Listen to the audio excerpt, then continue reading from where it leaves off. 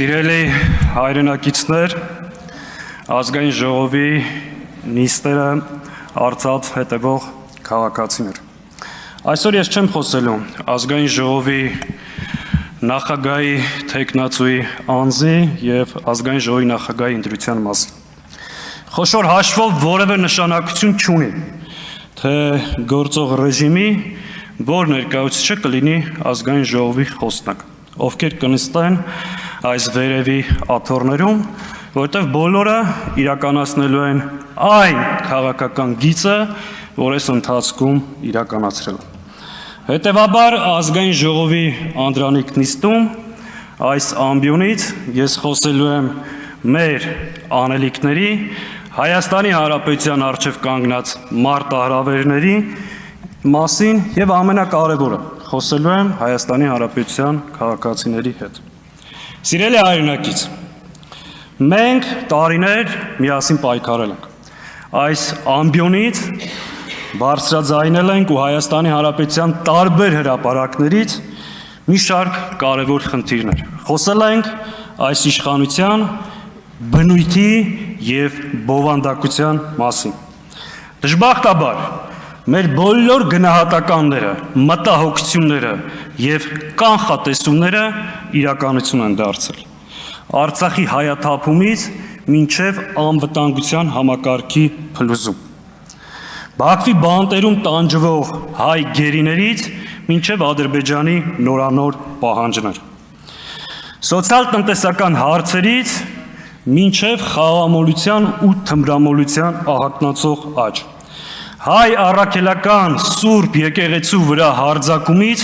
մինչև տասնյակ քաղբանտարկյալներ։ Մենք ամեն ինչ արել ենք, բարձրաձայնել ենք, պայքարել ենք, որ այս կետին չհասնենք։ Ցավոք, հունիսի 7-ին կայացած ընտրությունները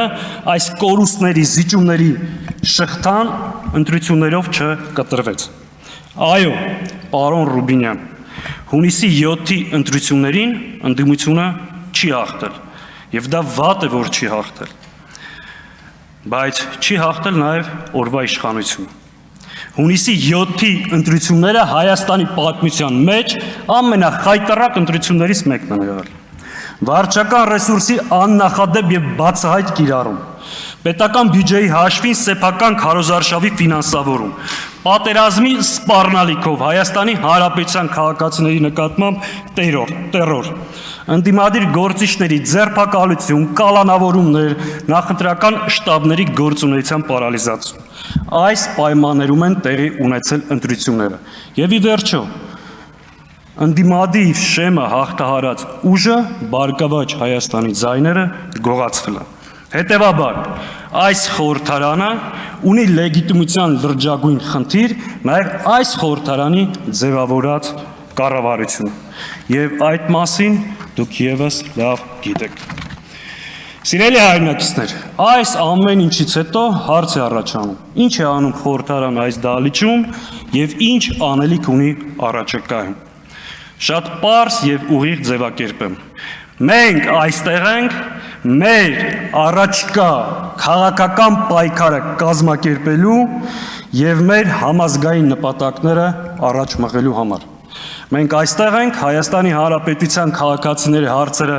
բարձրաձայնելու, Բաքվում գտնվող գերիների խնդիրներից խոսելու, Հայաստանի օկուպացված տարածքների մասին բարձրաձայնելու եւ այո, Արցախի ժողովրդի հավաքական վերադարձի իրավունքը բարձրաձայնելու համար։ Արդյոք սա բավարար է փոփոխության հասնելու համար։ Միանշանակ ոչ։ Սիրելի հայրենակից, մենք գիտենք, որ փոփոխության հասնելու պահանջը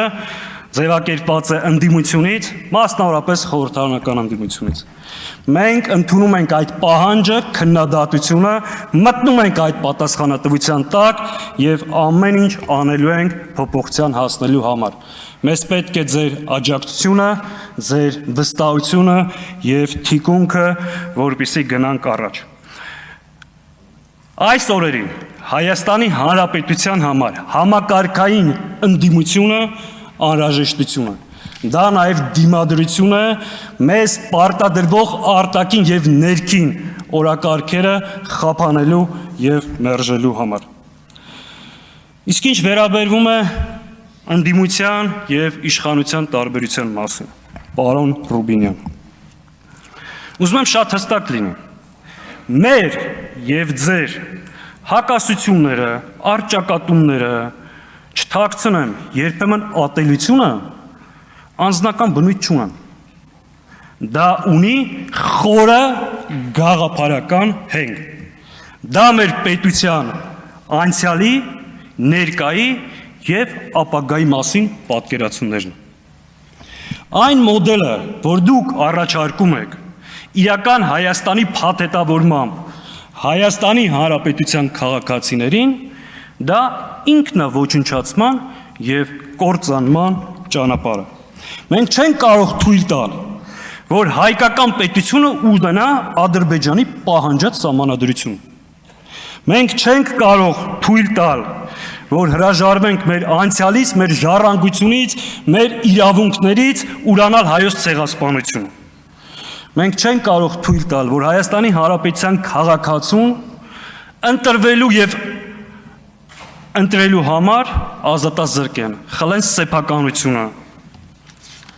Ազատ խոսքը Հայաստանում ոչ միայն վտանգված է, այլ գողացված։ Մենք մերժում ենք այս իրականությունը։ Մեր այլընտրանքը անվտանգ եւ մրցունակ Հայաստանն է, բայց էությամբ եւ բնույթով հայկական Հայաստանը, որը ապրում է խաղաղ, բայց միևնույն ժամանակ պատրաստ է պաշտպանելու իրեն, ով չի հրաժարվում իր քաղաքացիների իրավունքներից, իր համազգային նպատակներից, հայոց ցեղասպանության միջազգային ճանաչման պահանջից, ով չի հրաժարվում Արցախում գտնվող հայ գերիներից։ Սիրելի հայրենակից, իսկապես ընդդիմություն իշխանություն այս հակասությունը սովորական կռիվ չէ։ Սա նորից եմ կրկնում, հայկական դիմադրությունը, որը պետք է կարողանանք առաջ տանել։ Ես հավատում եմ հայ ժողովրդի հաղթանակին, հայ ժողովրդի ապագային եւ ամեն ինչ անելու ենք այս ընթացքը կասեցնելու, երկիրը պետական ազգային ուղեգից վերադարձնելու եւ փոփոխության հասնելու համար։ Եվ վերջում, պարոն Ռուբինյան, դաշնակցությունը ձեզ քաղաքացիական պայմանագրին Նիկոլ Փաշինյանին չի մեղադրում Թուրքիայի եւ Ադրբեջանի հետ բանակցությունների համար։ Մենք ձեզ մեղադրում ենք Թուրքիայի եւ Ադրբեջանի պահանջները խոնարհաբար իրականացնելու համար։ Եվ մի բան էլ ասեմ, որ հետո չասեք, չեն ասել։ Լավ իմացեք, դուք մեր ժողովրդի կողմից, ժողովրդի մեծամասնության կողմից չունեք մանդատ երկիրը նոր զիջումներ տանելու։ Դուք չունեք մանդատ անկլավների անվան տակ Տիգրանաշեն հանձնելու։ Դուք չունեք մանդատ սահմանագծման եւ սահմանազատման անվան տակ Հայաստանից նոր տարածքներ հանձնելու։ Դուք ժողովրդի մեծամասնության կողմից չունեք մանդատ Ադրբեջանի պահանջով Հայաստանի սահմանադրությունը փոխելու, անկախության հռչակագրից հրաժարվելու, հայոց ցեղասպանությունը ունենալու համար։ Եվ վերջապես, դուք ժողովրդի մեծամասնության անունից չունեք մանդատ երկիրը նոր արկածախնդրության տանելու։ Շնորհակալ։